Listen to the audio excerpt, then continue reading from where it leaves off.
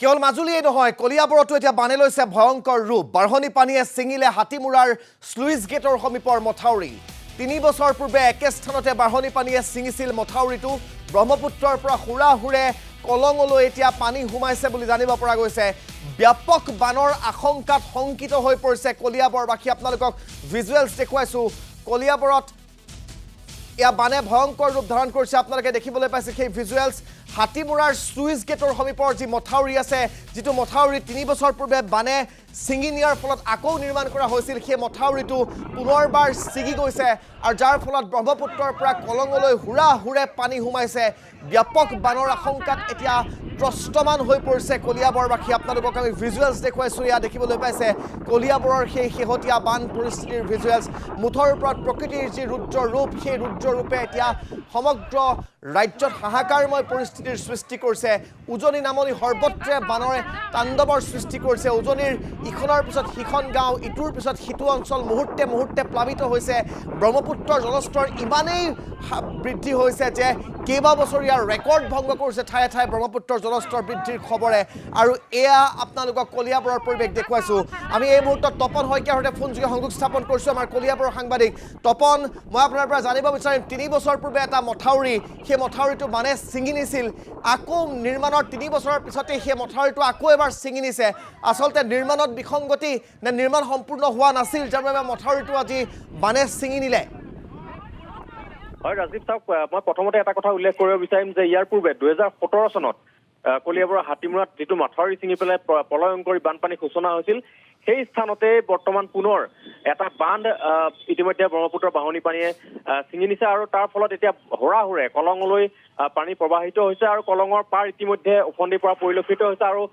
২০১৭ চনৰ দৰে পুনৰ বানপানী আশংকা কৰিছে স্থানীয় ৰাইজে আৰু কোনো কোনো ঠাইত ইতিমধ্যে পানী সোমোৱা পৰিলক্ষিত হৈছে কিন্তু তাৰ লগে লগে ক'ব লাগিব যে এই সম্পূৰ্ণ কথাটো কিন্তু জলসম্পদ বিভাগৰ আওকণীয়া মনোভাৱ আৰু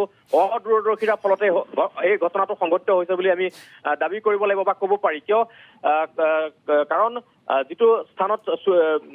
ইতিমধ্যে ২০১৭ চনত মথাউৰি ভাঙিছিলে সেই স্থানত যি চুইচ গেট নিৰ্মাণ কৰি থকা হৈছিলে ২০ কোটি ৫০ লাখ টকাৰ ব্যয় সাপেক্ষে এটা চুইচ গেট স্থাপন কৰা হৈছিল আৰু সেই চুইচ গেট স্থাপনত যি বিসংগতি সেই বিসংগতিৰ কথা কিন্তু আমি ধাৰাবাহিকভাৱে সম্প্ৰচাৰিত কৰি আছিলো প্ৰতিদিন টাইমত কিন্তু তাৰ পিছতো দেখিবলৈ পোৱা গৈছিল যে বিভাগীয় কৰ্তৃপক্ষৰ গা লোৱা নাছিল বা তাৰ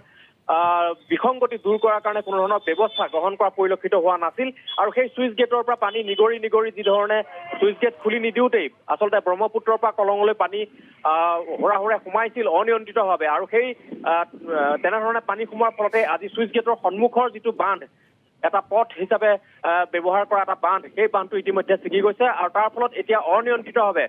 মই তপন আপোনাৰ পৰা জানিব বিচাৰিম যদি এই পৰিৱেশে হৈ থাকে কলঙৰ যদি এইদৰে ব্ৰহ্মপুত্ৰৰ পৰা হুৰাহুৰে পানী সোমাই থাকে তেনেহ'লে কিমান গাঁও বা কিমান জনতা প্লাবিত হোৱাৰ সম্ভাৱনা আছে নিশাৰ ভাগলৈ বা আবেলিৰ ভাগলৈ কাৰণ ইতিমধ্যে মথাউৰি ছিগি গৈছে সেই মথাউৰিৰে পানী সোমাই আছে আৰু চুইচ গেট খুলি নিদিয়াকৈয়ে পানী বাগৰি আছে বুলি আপুনি উল্লেখ কৰিছে গতিকে কিমান গাঁও প্লাবিত হোৱাৰ সম্ভাৱনা আছে নিশ্চয় চাওক ৰাজদীপ ২০১৭ চনত যেনেধৰণৰ এক প্ৰলয়ংকৰী বানৰ সূচনা হৈছিল সমগ্ৰ কলিয়াবৰ মহকুমাৰ লগতে নগাঁও জিলাৰ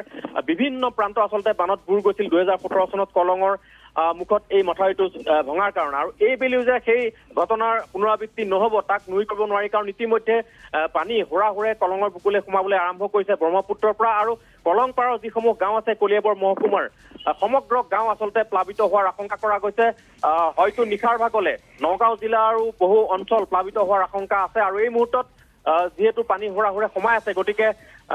সকলো সজাগ হৈছে নিজৰ বস্তু বাহিনী টালি টোপোলা বান্ধি ইতিমধ্যে নিৰাপদ দূৰত্বলৈ যাবৰ কাৰণে ৰাইজ সাজু হৈছে আৰু প্ৰশাসনে কিবা ব্যৱস্থা গ্ৰহণ কৰিছেনে ৰাইজৰ নিৰাপত্তাৰ বাবে চাওক ৰাজীৱ এতিয়ালৈকে প্ৰশাসনৰ ফালৰ পৰা ব্যৱস্থা শূন্য বুলি ক'ব লাগিব কাৰণ হাতীমুৰাত কিছু সময়ৰ পূৰ্বে যিহেতু এই মথাউৰিটো ভাঙিছে কালিৰ পৰা পথটো কিছু অংশ বহি যোৱা যেনো অনুমান কৰা হৈছিল কিন্তু তাৰ পিছতো জলসম্পদ বিভাগেই হওক বা প্ৰশাসনেই হওক ৰাইজক সতৰ্ক কৰাৰ কাৰণে কোনো ধৰণৰ ব্যৱস্থা গ্ৰহণ নকৰিলে আৰু এতিয়া মথাউৰিটো ভঙাৰ পিছতো এই মুহূৰ্তত আৰক্ষী প্ৰশাসন বা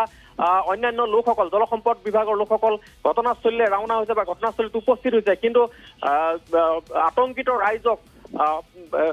নিৰাপদ আশ্ৰয়লৈ নিয়াৰ বাবে বা তেওঁলোকক সতৰ্ক কৰাৰ কাৰণে কোনো ধৰণৰ ব্যৱস্থা এই মুহূৰ্তলৈকে দেখিবলৈ পোৱা হোৱা নাই ৰাজীৱ তপন মই আপোনাক ধন্যবাদ জ্ঞাপন কৰিছোঁ আপুনি খবৰ লৈ থাকক আপুনি যদি সেই স্থানত যদি আৰু খবৰৰ কিবা আপডেট হয় তেনেহ'লে আমি আকৌ আপোনাৰ কাষলৈ যাম কিন্তু তপন শইকীয়াই যি খবৰ জনাইছে সেয়া কলিয়াবৰবাসীৰ বাবে ভয়াৱহ খবৰ কাৰণ কলিয়াবৰত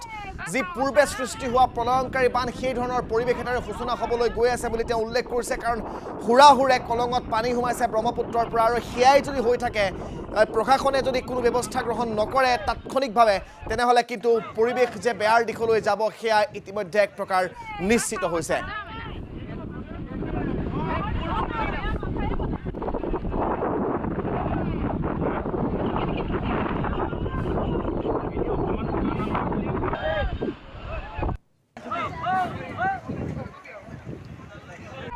Sao con chặt ra mày này?